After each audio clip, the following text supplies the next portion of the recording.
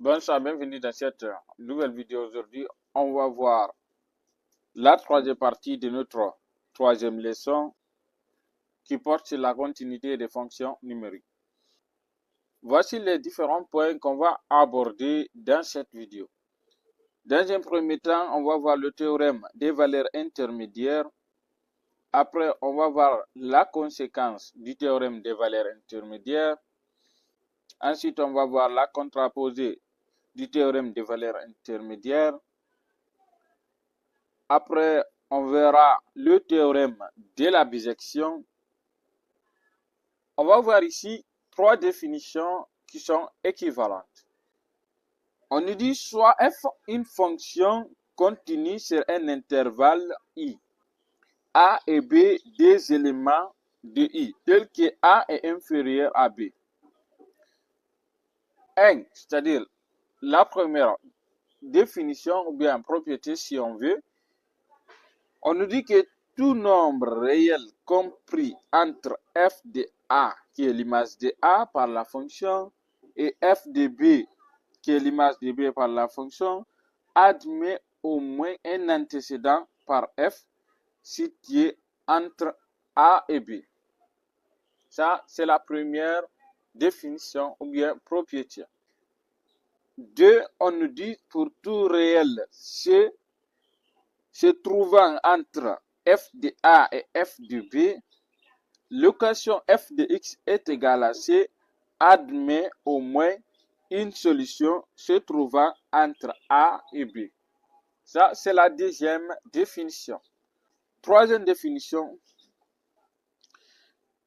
toute droite horizontale tracée entre f de a et f de b coupe au moins une fois la courbe de la fonction.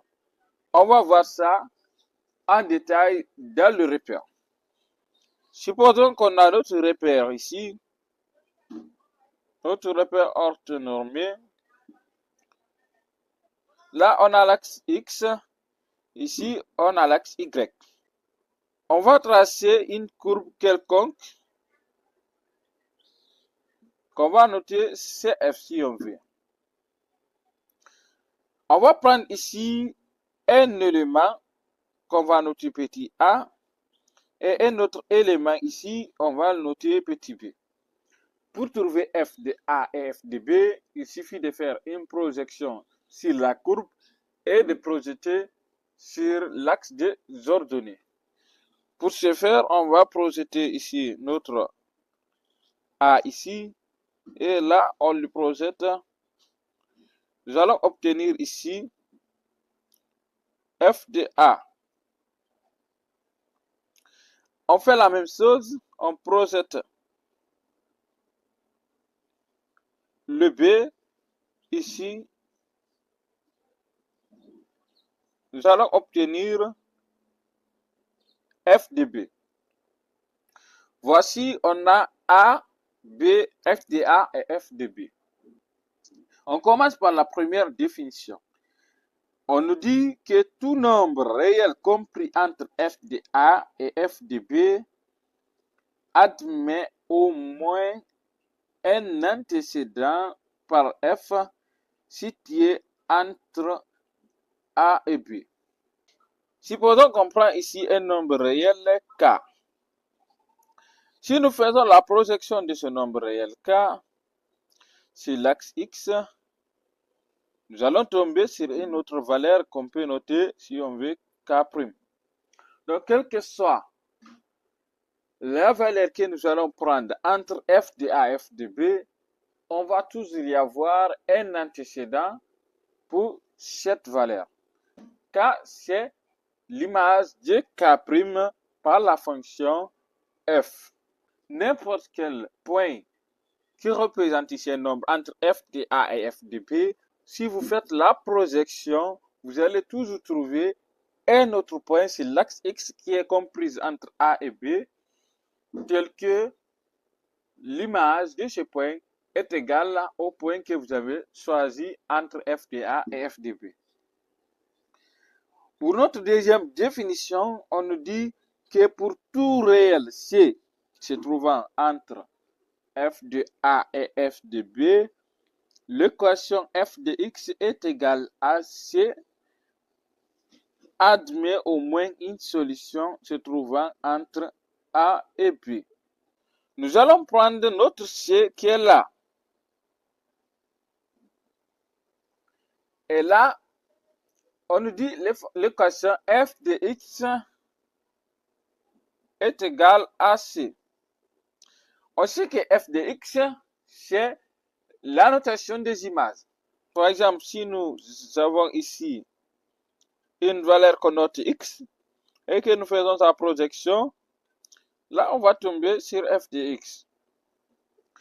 Comme on a A, on a fait la projection de A, on a trouvé f de A. Là, f de x est égal à C, ce qui veut dire que c'est là, on peut encore le noter f de x. Donc, il y a au moins une valeur entre A et B. Donc, si nous calculons son image, qui est f de x, la réponse, ça donne C. Par exemple, si nous faisons la projection de ceci là sur l'axe Y, on va tomber sur un point sur axe. Et si nous notons ce point X, là on sait que l'image de ce X, c'est f de x. Or, la projection de ce X tombe sur f de x. Et f de x se trouve sur le même point que C. C'est pourquoi on peut dire que l'équation f de x admet au moins une solution. Donc, l'équation f de x est égale à C peut admettre plusieurs solutions si la courbe de notre fonction passe plusieurs fois sur le point, c'est-à-dire si l'intersection de x et de f de x. La troisième définition qui nous dit que toute droite horizontale tracée entre f de A et f de B coupe au moins une fois la courbe de la fonction. Supposons qu'on trace ici une droite qui passe entre f de A et f de B. Ok? Là, on voit que cette droite coupe ici la courbe en ce point. Si la courbe de notre fonction descendait comme ça, la droite allait couper encore la courbe à ce point. Donc, plus la courbe de notre fonction passe sur la droite va le couper entre f de A et f de B. Pourquoi? Parce qu'on nous dit que la fonction est continue entre A et B. Parce que A et B sont des éléments de l'ensemble I, un ensemble dans lequel la fonction est continue. Si la fonction est continue sur I, alors la fonction est continue également à chaque point de I qu'on a vu déjà dans la vidéo précédente.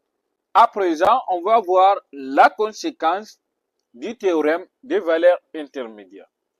On a vu les trois définitions équivalentes du théorème des valeurs intermédiaires.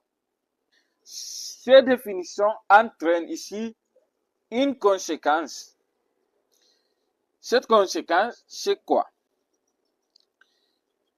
On nous dit soit f une fonction continue sur un intervalle i. A et B des éléments de i tels que A est inférieur à B. On nous dit si f de A et f de B sont des signes contraires, alors l'équation f de x est égale à 0 admet au moins une solution se trouvant entre A et B. Là, on va tracer notre repère.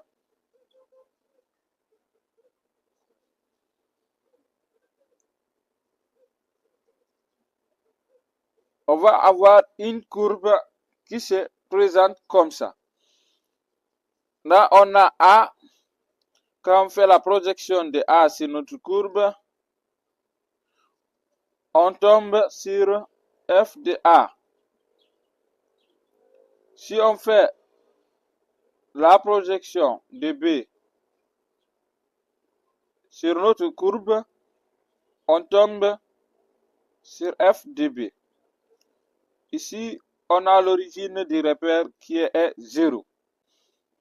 On remarque que f de A est inférieur à 0 parce que f de A se trouve sur la partie inférieure de l'axe Y.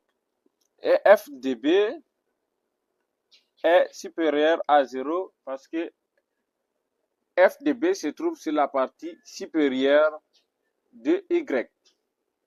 Et que la courbe coupe Y en 0.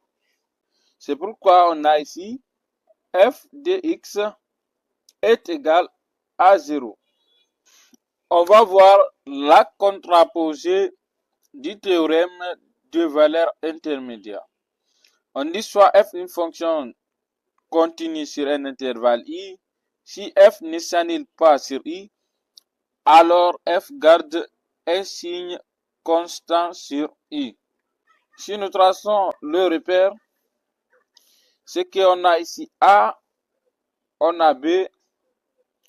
Si nous traçons ici notre courbe, on fait ici la projection de A, on va obtenir ici f de A, et là on fait la projection sur l'axe projection de B, on va obtenir ici f de B. On voit ici que, quelles que soient les valeurs que nous prenons entre l'intervalle A et B, l'image de ces valeurs-là se trouve toujours sur l'axe positif de Y. Donc, sont toujours positifs. Là, on peut dire que f est strictement supérieur à 0 sur l'axe, sur l'intervalle A et B. Donc, f garde un signe constant sur l'intervalle A à B. C'est la même chose si on part de l'autre sens. Là, on va avoir ici une courbe. Ici, on a A. On fait la projection. Ici, on a B. On fait la projection. On va obtenir ici f de A et f de B. On remarque également que f est strictement inférieur à 0 lorsque la courbe de la fonction f ne coupe pas l'axe des abscisses dans l'intervalle ouvert de A, dans l'intervalle de A à B.